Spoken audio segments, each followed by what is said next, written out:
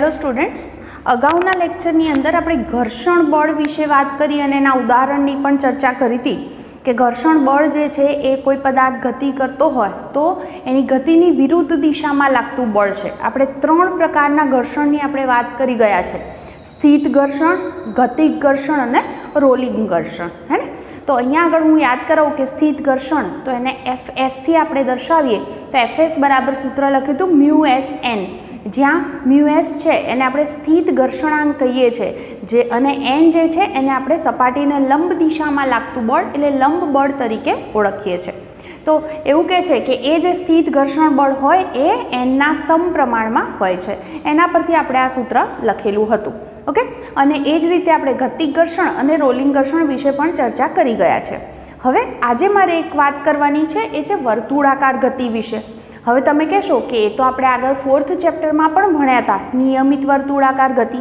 તો યાદ કરો તમે કે જ્યારે તમારો કોઈ પદાર્થ છે એને વર્તુળાકાર પરિભ્રમણ કરવું હોય તો ધારો કે આવી રીતે હું કહું કે આ વર્તુળાકાર ગતિ કરતો હોય તો m દળનો પદાર્થ હોય તો એનો જે પ્રવેગ છે એ v²/r જેટલો એ પ્રવેગ ધરાવે છે અને એનું જે બળ જે લાગે છે એ કેન્દ્ર તરફની દિશામાં લાગતું હોય છે. એટલે દરેક બિંદુ આગળ આપણે જોઈએ તો એ કેન્દ્ર તરફની દિશામાં બળ લાગે છે એના પર, અને એ બળને આપણે કેન્દ્રગામી બળ તરીકે, હે ને, એટલે સેન્ટ્રીફ્યુગલ ફોર્સ, એટલા માટે મેં Fc થી એને દર્શાવ્યો છે. તો એને આપણે કેન્દ્રગામી બળ તરીકે ઓળખીએ છીએ.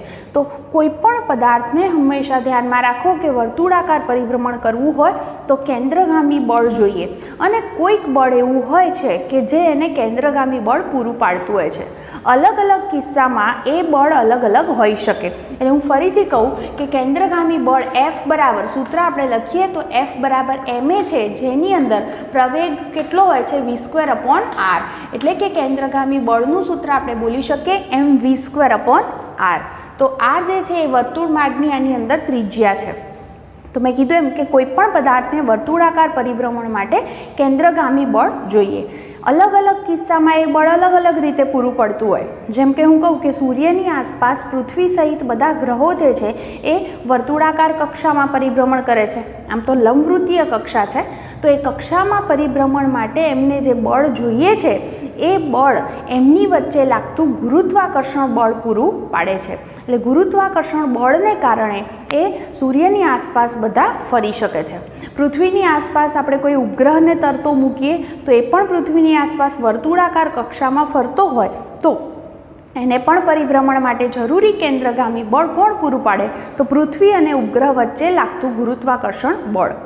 જો હું એમ કહું કે મારા હાથમાં એક દોરી હોય, એના છેડે એક પથ્થર બાંધી દઉં અને હું એને આમ ફેરવું છું તો એનું પરિભ્રમણ વર્તુળાકાર થશે.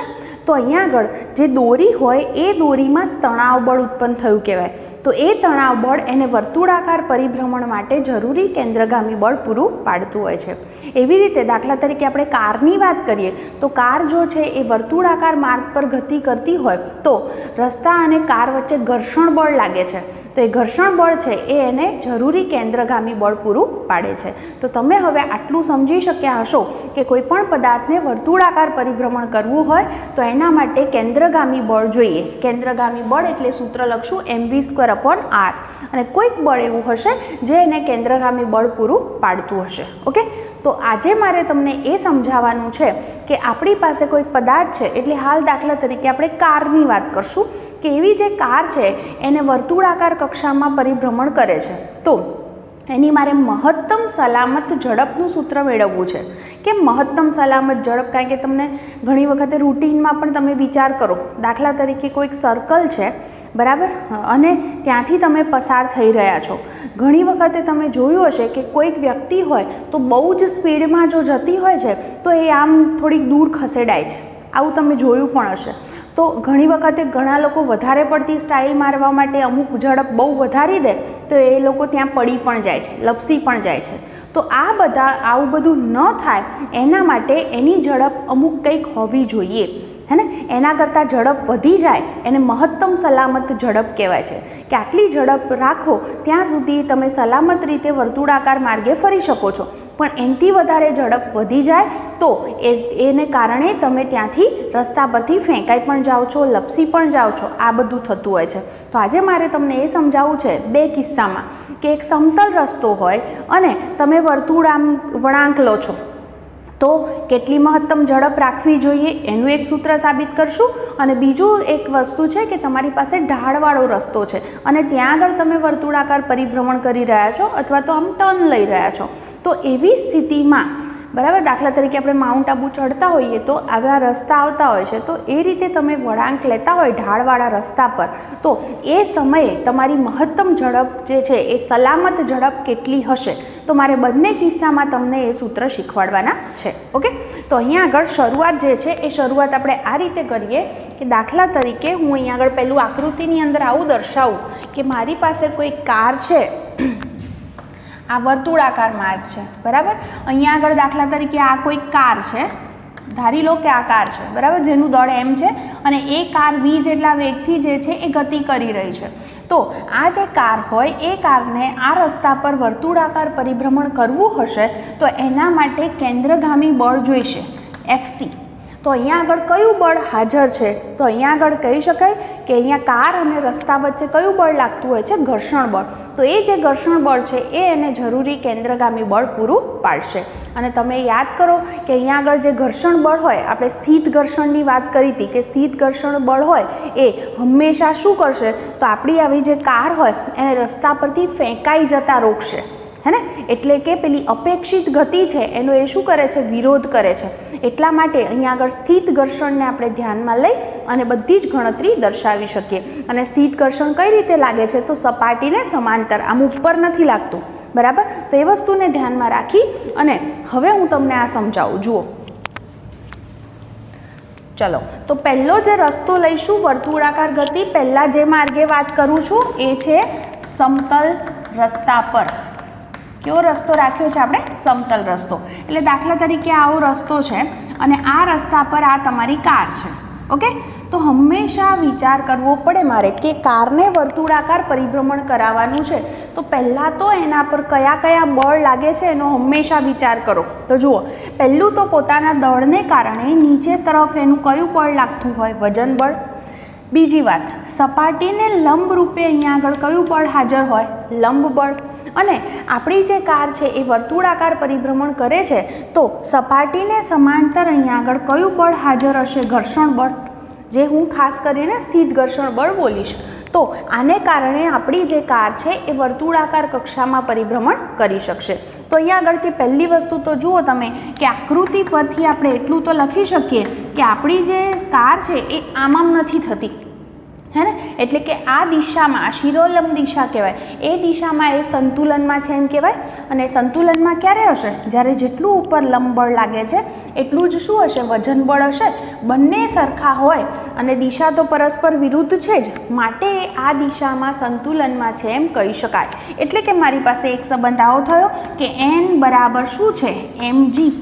ઓકે, આવું આપણે કહી શકીએ. બીજી વાત જુઓ, હવે આપણી જે કાર છે એને કીધું એ પ્રમાણે વર્તુળાકાર કક્ષામાં પરિભ્રમણ માટે જે છે કયું બળ જે છે એને જરૂરી બળ પૂરું પાડે છે, કેન્દ્રગામી બળ કોણ પૂરું પાડે છે, અહીંયા ઘર્ષણ બળ. તો કહી શકાય કે કારને વર્તુળાકાર પરિભ્રમણ માટે કયું બળ જોઈએ છે, જરૂરી કયું બળ છે, કેન્દ્રગામી બળ. તો લખશું કે જરૂરી કેન્દ્રગામી બળ કોણ પૂરું પાડે છે, અહીંયા આગળ સ્થિત ઘર્ષણ બળ, અથવા તો માત્ર શબ્દ લખું છું કે ઘર્ષણ બળ વડે પૂરું પાડે છે. માટે જો આપણે સૂત્ર લખીએ કે કેન્દ્રગામી બળ એટલે શું, mv²/r. તો બરાબર શું, કયું બળ જે છે એને કેન્દ્રગામી બળ પૂરું પાડે છે, તો સ્થિત ઘર્ષણ બળ. એટલે F લખો અથવા Fs પણ લખી શકો છો. જે આપણે જાણીએ છીએ કે Fs યાદ કરો is less than or equal to શું હોય, μSn. અને આપણે આના પરથી પણ લખી શકીએ કે n બરાબર શું લખી શકાય, mg. n બરાબર mg છે એટલે કે લખી શકીએ કે Fs કેવો હશે, less than or equal to μSmg. જો હું આ બાબતનો ઉપયોગ સમીકરણ 1ની અંદર કરું તો જો આપણે એફએસની વેલ્યુ મેક્સિમમ લઈએ તો જો એફએસ છે એ કેવો છે મ્યુ એસ એમ જી જેટલો અથવા એનાથી ઓછો, એટલે એનો અર્થ કે એફએસની મેક્સિમમ વેલ્યુ કેટલી કહેવાય મ્યુ એસ એમ જી જેટલી, કારણ કે બીજી કિંમત એના કરતાં કેવી હશે નાની હશે. તો એવું કહી શકીએ કે જ્યારે એફએસ છે એ મેક્સિમમ હશે ત્યારે કારની ઝડપ જે છે એ મહત્તમ સલામત ઝડપ કહી શકાય. એટલે કે જ્યારે એફએસ બરાબર કેવું લઉં છું હું એફએસ મેક્સિમમ, ત્યારે કારની મહત્તમ સલામત ઝડપ એને કયા નામે આપણે ઓળખીશું વી મેક્સિમમ હશે. હે ને મેક્સિમમ આટલી ઝડપ રાખો ત્યાં સુધી વાંધો નથી, પણ એનાથી ઝડપ વધી જશે તો કાર જે છે એ રસ્તા પરથી ફેંકાઈ જશે. એટલા માટે આપણે વીને મેક્સિમમ ક્યાં સુધી રાખી શકીએ એવું હું સૂત્ર બનાવવા માંગુ છું. તો હવે જુઓ એ સૂત્ર પરથી હું અહીંયા આગળ લખું તો આપણે આવું લખી શકીએ, માટે એમ વી કેવો લખવાનો છે મારે મેક્સિમમ અપોન આર. આર જે છે તમે ત્રિજ્યા છે કેપિટલ આર સૂત્રમાં લખીએ, આપણે કેપિટલ આર ત્રિજ્યાવાળું વર્તુળ વિચારીએ. ઓકે, બરાબર અહીંયા આગળ જે છે એફએસ જે છે એફએસ બરાબર શું સૂત્ર છે મ્યુ એસ એમ જી, આવું લખી શકાય. તો હવે જુઓ આના પરથી બે બાજુથી એમ અને એમ કેન્સલ થશે અને વી મેક્સિમમ સ્ક્વેર બરાબર શું સૂત્ર આવશે V maximum square is equal to mu S R G. તો હું અહીંયા આગળથી વી મેક્સિમમને સૂત્રનો કરતા કરી દઉં તો underroot mu S R G થશે. આ જે છે તમારી કારની મહત્તમ સલામત ઝડપ થઈ. મ્યુ એસ જે છે એ સ્થિત ઘર્ષણાંક છે. ઓકે, આર જે છે એ વર્તુળ માર્ગની ત્રિજ્યા છે અને જી છે એ ગુરુત્વ પ્રવેગ છે. તો આ બધી કિંમતો પરથી આપણે જાણી શકીએ કે કારની મહત્તમ સલામત ઝડપ કેટલી હશે ત્યાં સુધી કાર રસ્તા પરથી ફેંકાઈ જશે નહીં. જુઓ હંમેશા ધ્યાનમાં રાખજો આ જે શરત છે એ શરત કઈ છે કાર જે છે એ રસ્તા પરથી ફેંકાઈ ન જાય એના માટેની શરત છે. એટલે કે હું આના પરથી જો લખું તો હંમેશા આ જે કેન્દ્રગામી બળ છે એ કેન્દ્રગામી બળ અને એફએસ વચ્ચે શું સંબંધ થયો એ વિચારો. જુઓ જો સ્થિત ઘર્ષણ બળ હોય એના કરતાં એમવી સ્ક્વેર અપોન આરની વેલ્યુ વધી જાય, સ્થિત ઘર્ષણ બળ ઓછું હોય એટલે કે આવું થાય F less than MV square upon R હોય એટલે ઘર્ષણ બળ ઓછું છે. ઓકે, અને કેન્દ્રગામી બળ વધી ગયું તો એનો અર્થ એવો થયો કે ઘર્ષણ બળ છે એ એના માટે પૂરતું નથી, એને વર્તુળાકાર પરિભ્રમણ કરાવવા માટે પૂરતું નથી. તો એ સ્થિતિમાં શું થાય તમારી કાર છે એ રસ્તા પરથી ત્યાંથી ફેંકાઈ જઈ શકે. ઓકે, અને જો ઘર્ષણ બળ છે એ greater than MV square upon R હશે, ઓકે, એટલે કે ઘર્ષણ બળ જે છે એને વર્તુળાકાર પરિભ્રમણ કરાવી શકે એટલું પૂરતું છે તો તમારી કાર જે છે એ સલામત રીતે ત્યાં વર્તુળાકાર માર્ગ પર ફરી શકશે. હું તમને એક સિમ્પલ ઉદાહરણ આપું. તમે ઘણી વખતે જોયું હોય તો અમુક જગ્યાએ એવા મેળા ભરાતા હોય ત્યાં આગળ એક હોય છે મોતનો કૂવો કે એવું કંઈક કહે છે, જેની અંદર એક બાઇક ચાલક હોય એ શું કરે છે કૂવો હોય અને એની અંદર પોતે જે છે એ બાઇક ચલાવે છે. તો તમે જોયું છે ત્યાં આગળ આ વસ્તુ કદાચ જોઈ હોય તો કે જ્યારે એ પોતાની બાઇક ચલાવે છે ત્યારે એ અમુક ઝડપ છે એ કોન્સ્ટન્ટ જાળવી રાખે છે. હે ને, જો એ કૂવો જે છે એ દાખલા તરીકે એવું હોય કે ઉપર આવતા આવતા આમ પહોળો થતો હોય તો વર્તુળ માર્ગની ત્રિજ્યા વધતી જાય અને આર વધે તો એની ઝડપ પણ વધતી જતી હશે. જો એ ઝડપ નહીં વધારે તો એ શું થશે એ ત્યાં આગળથી એ વર્તુળાકાર માર્ગ પરથી ફેંકાઈ જશે. ઓકે, એટલે મહત્તમ સલામત ઝડપ રાખવી પડે, નહીં તો શું થઈ શકે જો ત્રિજ્યા બદલાય એમ જો એ ઝડપ નહીં બદલે તો એ રસ્તા પરથી ફેંકાઈ જશે. તો આ જે છે એ રસ્તા પર મહત્તમ આ સલામત ઝડપનું સૂત્ર થયું કે આટલી ઝડપ એ જાળવી રાખશે તો એ રસ્તા પર સલામત રીતે વર્તુળાકાર માર્ગ પર એ કાર જે છે એ ટર્ન લઈ શકશે, નહીં તો રસ્તા પરથી ફેંકાઈ પણ શકે છે. ઓકે, તો જુઓ અહીંયા આગળથી એટલે આનો મતલબ એમ થયો જેટલી નાની ત્રિજ્યા હશે વર્તુળની તો એટલો વી પણ નાનો રાખવો પડશે. તમે બહુ સ્પીડમાં જો આમ ટર્ન લેવા જશો તો રસ્તા પરથી ફેંકાઈ પણ શકો છો. તો જુઓ આ આપણે કયા માટે વાત કરી છે, સમતલ રસ્તો છે અને એના પર તમે વર્તુળાકાર માર્ગે ફરી રહ્યા છો અથવા તો તમે ટર્ન લઈ રહ્યા છો. તો એવી સ્થિતિમાં આપણે પહેલાં કાર પર લાગતા બળનો વિચાર કર્યો તો જોયું સપાટીને લંબ બળ લાગે છે ઉપર તરફ અને નીચે તરફ વજન બળ લાગે છે. આપણી કાર આ દિશામાં નથી ગતિ કરતી, ધેટ મીન્સ એન બરાબર mg છે અહીંયા આગળ કારને વર્તુળાકાર પરિભ્રમણ માટે જરૂરી કેન્દ્રગામી બળ કોણ પૂરું પાડે છે? તો ઘર્ષણ બળ. તો એ વસ્તુનો આપણે ઉપયોગ કર્યો અને એને આધારે આપણે જાણતા હતા શરત કે એફએસ કેવો હોય, less than or equal to μSn, અને n બરાબર આપણે mg મૂકી શક્યા. હવે જ્યારે એફ મેક્સિમમ હોય, ઘર્ષણ બળ મેક્સિમમ હોય, એટલે મેક્સિમમ ઘર્ષણ બળ હોય ત્યાં સુધી એની મહત્તમ સલામત ઝડપને આપણે વી મેક્સિમમથી દર્શાવી શકીએ, અને એને આધારે આપણે એનું સૂત્ર સાબિત કર્યું. અને એના પરથી બે વસ્તુની વાત કરી કે આપણી કાર છે એને સલામત રીતે ક્યાં સુધી ફેરવી શકીશું કે જ્યારે એના પર લાગતું જે કેન્દ્રગામી બળ હોય એ કેન્દ્રગામી બળ ઘર્ષણ બળ કરતાં, જો એવું થાય કે ઘર્ષણ બળનું મૂલ્ય ઓછું છે કેન્દ્રગામી બળ કરતાં, એટલે તમે ઝડપ બહુ વધારી દીધી છે, આવું પણ બને, તો એ કાર રસ્તા પરથી ફેંકાઈ જાય છે. પણ જો એફ ગ્રેટર દેન mv²/r છે એટલે ઘર્ષણ બળ એટલું પૂરતું છે કે એને વર્તુળાકાર ગતિ કરાવી શકે, તો કાર એના પર સલામત રીતે ફરી શકે છે. તો હવે તમને આ ક્વેશ્ચન જે છે એ સમજાઈ ગયો હશે. હવે એના પછીનો જે ક્વેશ્ચન છે એની હું ચર્ચા કરું, પણ એક હું હજી આના પરથી એટલી પણ વાત કરી દઉં કે જુઓ, આ સૂત્રમાં ક્યાંય પણ કારનું દળ ગણતરીમાં નથી આવતું. એટલે કારમાં કેટલી વ્યક્તિ બેઠી છે, કેટલું એનું દળ છે, કેટલા પેસેન્જર છે, એના પર એની ઝડપ આધાર રાખતી નથી. મહત્તમ સલામત ઝડપ છે એ કારના દળ ઉપર અથવા તો એમાં બેઠેલી વ્યક્તિ સહિત ટોટલ દળ કહું એના પર કોઈ આધાર રાખતી નથી. બરાબર? તો આ રીતે તમે આ પ્રશ્ન લખી શકો, તમને આ રીતે ક્વેશ્ચન પૂછી પણ શકાય. હવે નેક્સ્ટ ક્વેશ્ચન પર જઈએ. હવે એવું કરીએ કે આપણે ઢોળાવવાળો અને વક્રાકાર રોડ લઈએ તો એ જ રીતે આપણે કારની મહત્તમ સલામત ઝડપનું સૂત્ર સાબિત કરીએ. જુઓ શું ફેર પડશે આપણા સૂત્રમાં એ પણ જોજો. જુઓ, આવો ક્વેશ્ચન હું ટાઇટલ લખી દઈશ કે કેવો રોડ છે અહીંયા આગળ? ઢોળાવવાળા વક્રાકાર રોડ પર આપણી કાર ગતિ કરી રહી છે.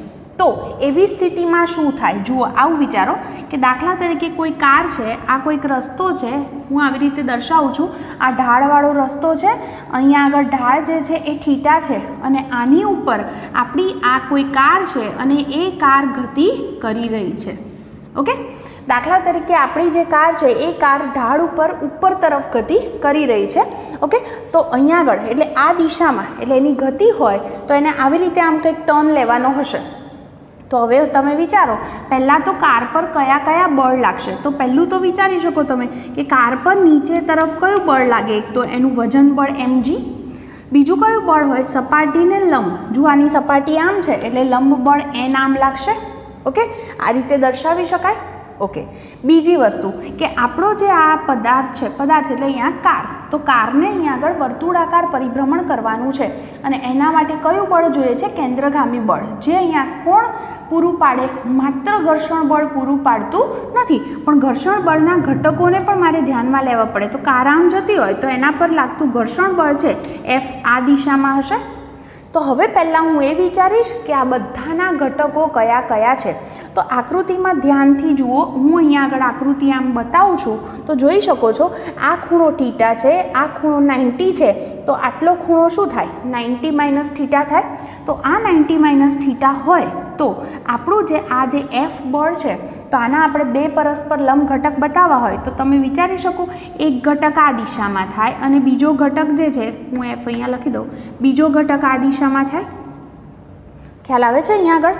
તો જુઓ, આ ખૂણો 90 - થીટા હોય તો એનો અર્થ કે આ ખૂણો થીટા થશે. સમજવા જેવું છે આ બધું જ.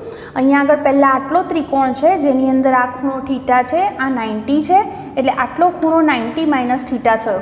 તો ઘર્ષણ બળ Fના બે પરસ્પર લંબ ઘટક લઈએ તો એક આ દિશાનો ઘટક થાય, એક આ દિશાનો ઘટક થાય. આ 90 - થીટા ખૂણો છે એટલે આ થીટા થાય, કારણ કે આ ટોટલ 90 છે, જોઈ શકો છો. મતલબ કે આ ઘટક છે એનું નામ શું થાય? જેની સાથે ખૂણો બન્યો એ ઘટક કોણ હોય? કોસ, એટલે F cos થીટા. તો એ જ રીતે આ બાજુનો ઘટક છે એનું નામ શું થાય? F sin થીટા થાય. ઓકે, ચલો બીજી વાત, એ જ રીતે લંબ બળ n છે એના પણ મારે ઘટકો દોરવા છે. તો લંબ બળ n છે તો એના પણ હું બે ઘટકો દોરીશ, પણ એ હું અહીંયા આગળ થોડીક આકૃતિમાં આવી રીતે દર્શાવું. જુઓ, આ જે લંબ બળ છે એ લંબ બળ અહીંયાથી હું દોરું છું જેથી તમને આકૃતિની અંદર ખબર પડે. તો અહીંયા આગળથી જો આ રીતે આપણે દોરીએ તો લંબ બળ એનના બે ઘટકો છે એ ઘટકો કઈ બાજુ થશે જોજો. એક ઘટક આમ થાય અને બીજો ઘટક આમ થાય કે નહીં. એના બે ઘટકો કેવા હોય? આમ પરસ્પર લંબ હોય. એટલે એક ઘટક છે એ આ દિશામાં થશે તો બીજો ઘટક છે એ આ દિશામાં થશે. જોઈ શકો છો આપણી કાર છે. હવે તમારે એ નક્કી કરવાનું છે કે કયો ઘટક કોસ થાય અને કયો ઘટક સાઇન થાય. તો જુઓ આ આખો જે દોર્યું છે એને અહીંયા આગળથી આ લાઈનને હું આમ નીચે ગોઠવી દઉં આ બરાબર, અને આ ખૂણો આમ છે. તો તમે જુઓ આ ખૂણો થીટા છે, આ ખૂણો જે છે એ આપણા માટે થીટા છે, આ ખૂણો પણ થીટા છે. ઓકે, તો આ જો ખૂણો થીટા હોય તો એનો અર્થ એવો થાય, જુઓ આ વસ્તુ છે એને હું અહીંયા આગળ ફરીથી દોરું છું, ધ્યાનથી જોજો. અહીંયા આગળ જે છે લંબ બળ એન આમ છે બરાબર, અને અહીંયા આગળ જે છે આ દિશા આ મેં દોર્યું. ઓકે, અહીંયા આગળ જે છે આ આપણું ઘર્ષણ બળ એફ છે. આ ખૂણો જે છે એ ખૂણો થીટા છે, આનું નામ શું છે? F cos theta. આટલી વસ્તુ મેં અહીંયા આગળ દર્શાવી. હવે જોજો બરાબર, અહીંયા આગળ જે છે લંબ બળ અને એફ બંને જે છે એ પરસ્પર લંબ છે. કેમ પરસ્પર લંબ છે? કારણ કે આ સપાટી જે છે એ આ સપાટી અને એને હું ઢાળ સાથે અહીંયા ગોઠવી દઉં, કારની સપાટી, તો લંબ બળ આમ લાગે છે અને ઘર્ષણ બળ આમ લાગે છે. એટલે બે વચ્ચેનો ખૂણો 90 છે. આ બે વચ્ચે આ ખૂણો 90 છે. તો હવે જુઓ આટલો ખૂણો થીટા છે તો આ 90માંથી આટલો ખૂણો શું થાય? 90 માઇનસ થીટા થાય. પછી લંબ બળના બે ઘટકો વચ્ચેનો ખૂણો 90 હોય તો આટલો ખૂણો 90 માઇનસ થીટા હોય તો આટલો ખૂણો શું થાય? થીટા. એનો અર્થ કે આ ખૂણો થીટા છે એટલે કે આ ખૂણો થીટા થયો. તો એનો અર્થ કે આ ઘટકનું નામ શું થાય? N cos theta. તો આનું નામ શું થાય? N sine theta. બરાબર, એક વખત જરૂર લાગે તો ફરીથી ચેક કરી લેજો મેં કઈ રીતે લખ્યું છે. તમને પહેલાં એફના ઘટકો વિશે તો ખ્યાલ આવી ગયો હશે. એફના ઘટકો જુઓ ત્યારે આ નીચેનો આટલો ત્રિકોણ જોજો. ઓકે, તો અહીંયા આગળ જે છે આ ખૂણો 90 છે એટલે આ 90 માઇનસ થીટા થાય, એટલે આ ખૂણો થીટા થયો બરાબર. પહેલાં આટલું જ જુઓ. તો આ ખૂણો થીટા છે એટલે આ ઘટક એફ કોસ થીટા, આનું નામ શું થઈ ગયું? F sine theta. એવી રીતે અહીંયા આગળ લંબ બળ એન છે એ આપણી કારની સપાટીને લંબ દિશામાં લાગે છે. તો એના હું બે ઘટકો દોરું છું ત્યારે પણ જોઉં છું કે આ વસ્તુને મેં ફરીથી અહીંયા દોરી. તો લંબ બળ અને એફ વચ્ચે ઓલરેડી ખૂણો 90 હતો એટલે એ ખૂણા પરથી આ થીટા એટલે આ 90 માઇનસ થીટા એટલે આ થીટા થાય. એના પરથી આપણે ખૂણો નક્કી કરી શક્યા. ઓકે, તો હવે આપણી પાસે આકૃતિ તૈયાર છે. હવે આ આકૃતિ પરથી આપણે લખતા જઈએ. તો જુઓ કઈ કઈ બાબતો આપણને મળતી જાય છે એ જુઓ. આકૃતિ પરથી જુઓ, પહેલું તો હું અહીંયા આગળ જોઉં છું કે આપણી કાર આ દિશામાં તો સંતુલનમાં છે. એનો અર્થ એવો થયો કે અહીંયા આગળ જે છે એ આ કેટલું બળ છે ઉપર લંબ બળનો ઘટક એન કોસ થીટા છે એટલું જ નીચે તરફ જુઓ આ બે ટોટલ છે. એટલે કે ટોટલ એટલે F sine theta plus mg હશે. તો એ બંનેના સરવાળા જેટલું આ ટોટલ બળ હશે એમ કહી શકાય. એટલે કે એના પરથી મને એક રિઝલ્ટ આવું મળ્યું કે એન કોસ થીટા બરાબર શું લખી શકાય? F sine theta plus mg. આવું એક સમીકરણ આપણે મેળવી શક્યા. ક્લિયર થાય છે આટલી વસ્તુ? ઓકે, આ જે છે એને હું સમીકરણ નંબર 1 આપી દઉં છું. એ જ રીતે હવે આપણે કીધું એમ કે આપણો જે પદાર્થ છે એને વર્તુળાકાર પરિભ્રમણ માટે કેન્દ્રગામી બળ જોઈએ છે.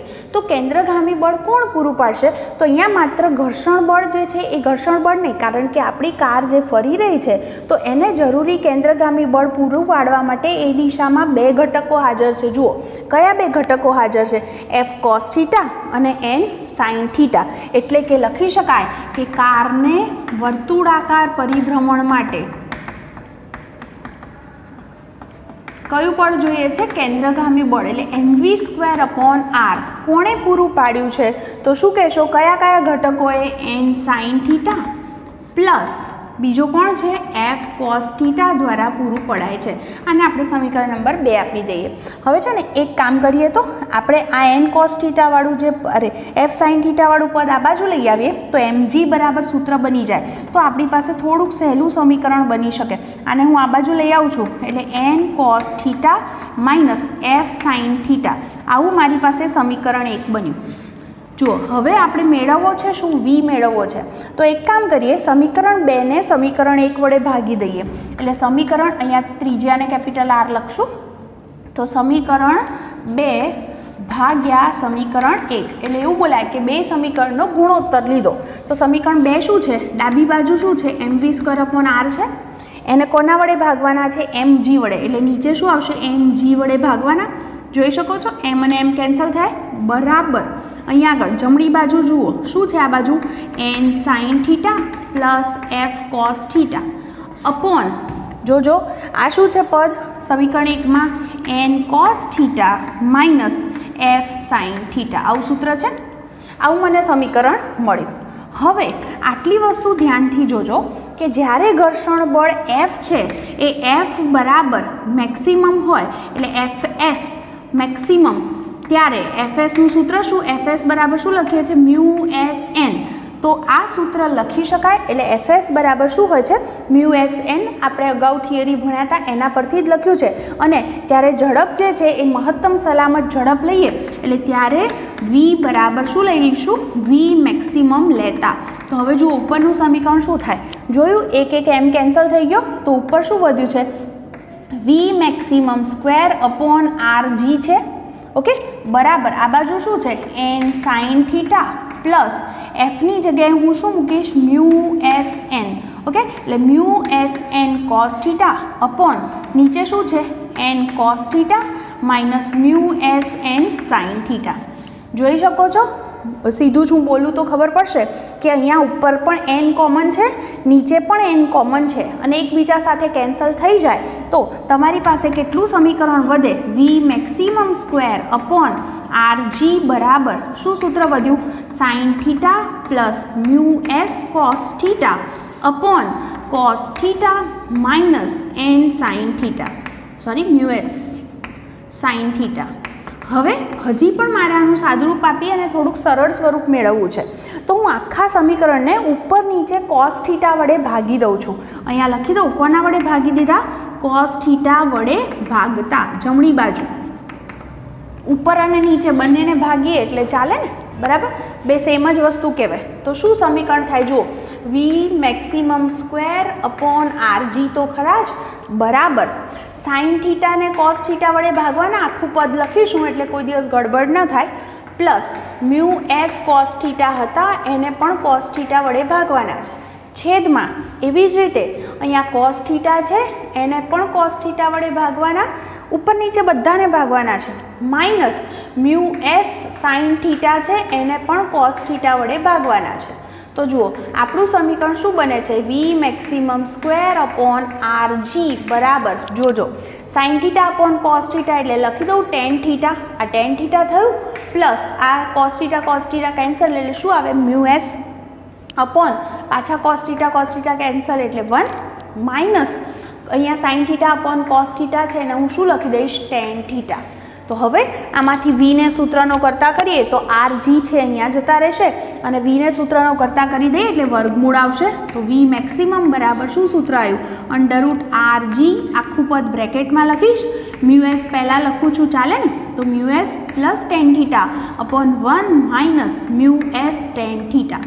ઓકે, તો આ જે સૂત્ર છે એ ઢાળવાળા વક્રાકાર માર્ગ પર આપણા કારની મહત્તમ સલામત ઝડપનું સૂત્ર થયું. r વર્તુળ માર્ગની ત્રિજ્યા છે, g ગુરુત્વ પ્રવેગ છે, μs સ્થિત ઘર્ષણાંક અને θ છે. એટલે આ જે ઢાળ છે, આ ખૂણો જે બન્યો છે એ. તો આ બધી કિંમત જાણતા હોય તો આપણા કારની મહત્તમ સલામત ઝડપ શું છે એ આપણે નક્કી કરી શકીએ છીએ. પાછું આ સૂત્ર પણ ધ્યાનથી જુઓ, જેની અંદરથી તમે જોઈ શકો છો કે જે કાર છે એ કારના દળ ઉપર આ ઝડપ આધાર રાખતી નથી. તો જુઓ, પહેલાં સૂત્રમાં આગળવાળું જે સૂત્ર હતું એમાં tan θ વાળું પદ હતું જ નહીં, ખાલી શું હતું? μs rg જ હતું √ પણ અહીંયા આગળ ઢાળવાળો રસ્તો છે એટલે કેટલો ખૂણો છે એના પર પણ એ આધાર રાખે છે, બરાબર? તો આ જે ઝડપ છે એ આપણે આ રીતે ગણી શકીએ. અને અહીંયા આગળ આના છેદમાં કંઈક પાછું પદ છે એટલે આ જવાબ એવું કહેવાય કે પેલી જે ઝડપ હતી v એના કરતાં તો કેવો આવશે? નાનો આવશે એવું કહી શકાય. ઓકે, તો આ રીતે જે છે આપણો જવાબ નક્કી થઈ શકશે. તો જુઓ, ફરીથી એક વખતે હું સમજાવી દઉં તમને કે પહેલું આપણી કાર છે એના પર જે છે મુખ્ય 3 બળ છે. એક તો નીચે તરફ વજન બળ, સપાટીને લંબ. લંબ એટલે જેમ સપાટી હોય આમ સપાટી છે તો લંબ બળ આમ લાગે, આમ હોય તો આમ લાગે. ઓકે, તો આમ સપાટી છે, ઢાળવાળો રસ્તો છે એટલે તો કારને લંબ બળ n થયું અને ઘર્ષણ બળ છે F દર્શાવ્યું આપણે. હવે આપણે એવું કહીએ છીએ કે અહીંયા આગળ બધા ઘટકો ધ્યાનમાં લેવા પડે. તો પહેલાં ઘર્ષણ બળના ઘટકો જોયા, તો આ એફ સાઇન થીટા થાય છે, આ થાય છે એફ કોસ થીટા. એવી રીતે લંબ બળ એનના પણ બે ઘટકો મળ્યા, આ એન કોસ થીટા, તો આ એન સાઇન થીટા.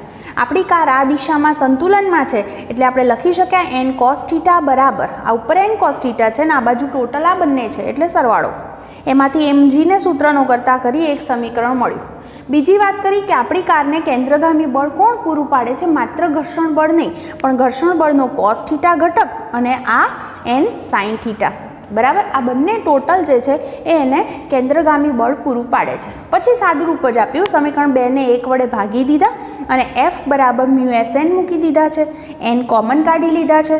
પછી આખા સમીકરણને કોસ થીટા વડે ભાગી દીધા અને સાઇન થીટા અપોન કોસ થીટાને ટેન થીટા લખી દીધું છે. તો આ રીતે આપણને મહત્તમ સલામત ઝડપ મળી શકે છે. હવે આના પરથી હું એક તમને બીજું સૂત્ર પણ કહું અને એ છે ઓપ્ટિમમ ઝડપ. ઓપ્ટિમમ ઝડપ જે છે ગુજરાતીમાં ઈષ્ટ ઝડપ એવો શબ્દ આપે છે. એનો અર્થ એવો છે કે જો કોઈ રસ્તો છે એ રસ્તો કોઈ ઘર્ષણ બળ હાજર નથી, મતલબ કે મ્યુ એસ જે છે એ મ્યુ એસ બરાબર 0 છે, લીસો રસ્તો છે આવું આપણે કહીએ. તો મ્યુ એસ બરાબર 0 મૂકો તો આ સમીકરણમાં, તો જે ઝડપ મળે છે એને ઓપ્ટિમમ ઝડપ તરીકે ઓળખવામાં આવે છે. તો શું સૂત્ર થશે? આરજી, આ પદ મ્યુ એસ 0 થઈ ગયા, બરાબર. અહીંયા શું આવશે? ટેન થીટા અપોન 1 માઇનસ આ પદ 0 થઈ જશે કારણ કે મ્યુ એસ 0 છે એટલે. તો ખાલી શું સૂત્ર આવશે? Under root R G into ten theta. તો આ જે સૂત્ર છે એને ઓપ્ટિમમ ઝડપ તરીકે ઓળખવામાં આવે છે. આ સૂત્ર ક્યારે આપણે ઉપયોગ કરી શકીએ? કેવો રસ્તો છે? લીસો રસ્તો છે એટલે ત્યાં આગળ જે સ્થિત ઘર્ષણાંક છે એની કિંમત કેવી છે? 0. તો એ સ્થિતિમાં તમે જે ઝડપ મેળવો છો એને ઓપ્ટિમમ ઝડપ તરીકે ઓળખવામાં આવે છે. તો આ રીતે આપણે સૂત્ર એનું મેળવી શકીએ. હવે ફરી પાછું યાદ કરાવું કે સમતલ રસ્તો હતો ત્યારે ઝડપનું સૂત્ર શું હતું? વી બરાબર અંડરરૂટ શું હતું? Mu S R G. તો આ બંનેની તમે સરખામણી કરો તો એના પરથી જુઓ આરજી અને આરજી તો બેયમાં સરખા છે, તો કયું પદ જે છે એકબીજા સાથે સરખાવી શકાય? ટેન થીટા અને મ્યુ એસ, આ બંનેને આપણે સરખાવી શકીએ. તો એમ કહેવાય કે જો ટેન થીટા છે less than or equal to mu S હશે તો આપણી જે કાર છે એ કાર ઉપર તરફ ગતિ કરતી હશે. તમને યાદ છે આપણે ઉદાહરણ જે લીધું હતું કંઈક 5.8 હતું લગભગ, એની અંદર પણ આપણે જોયું હતું કે કાર ઉપર જતી હતી ને ઘર્ષણ બળ નીચે લાગતું હતું. ત્યારે આપણે સાબિત કર્યું હતું મ્યુ એસ બરાબર ટેન થીટા, હે ને? આવું આપણને જવાબ મળ્યો હતો. થીટા બરાબર 15 ડિગ્રી હતું અને એના માટે આપણે મ્યુ એસની વેલ્યુ શોધી હતી, બરાબર. 0.27 આઈ થિંક જવાબ હતો. તો એ જ વસ્તુ અહીંયા આગળ પણ હું એપ્લાય કરી શકું અને સમજી શકું કે અહીંયા આગળ જો આવી સ્થિતિ હશે, આ બંનેની સરખામણી પરથી વિચારીએ કે tan theta less than or equal to mu S હશે તો આપણી જે કાર છે એ કાર ઉપર તરફ ગતિ કરતી હશે. અને જો આ શરતનું પાલન થાય કે જો ટેન થીટાની વેલ્યુ છે એ મ્યુ એસ જેટલી કે એનાથી ઓછી હોય તો કારને સલામત રીતે ઢાળવાળા રસ્તા પર પાર્ક કરી શકાય છે. કેમ એવું કીધું? જુઓ ટેન થીટા, થીટા બદલાશે, ઓકે, તો એ પ્રમાણે આપણે ઝડપ જે છે એ બદલાય છે એવું વિચારી શકીએ. હવે વિચારજો કે જો આ બંનેની સરખામણી કરું છું તો ટેન થીટા છે એ મ્યુ એસ જેટલો કે એનાથી ઓછો હોવો જોઈએ. જો વધી જાય, જો આ વધી જાય તો એની ઝડપ વધી જઈ શકે, તો એ જે કાર છે એ ગતિ કરવા લાગશે, હે. તો આપણે જો એને મહત્તમ સલામત રીતે પાર્ક કરવી હશે તો આ શરતનું પાલન થાય એ જરૂરી છે. ઓકે, તો આજે જે ભણ્યા છીએ આપણે થિયરી એ લખીને તમે લોકો તૈયાર કરજો, કારણ કે સૂત્ર જ છે બહુ બધા, પણ એક વખત મગજમાં ફિટ કરી દેવાનું કે ઘટકો લખવાના છે અને પછી એના પરથી સમીકરણને સોલ્વ કરવાનું છે, તો તમને એ આવડી જશે. ઓકે, આના રિલેટેડ જે દાખલા હશે એ આપણે નેક્સ્ટ લેક્ચરમાં ચર્ચા કરીશું.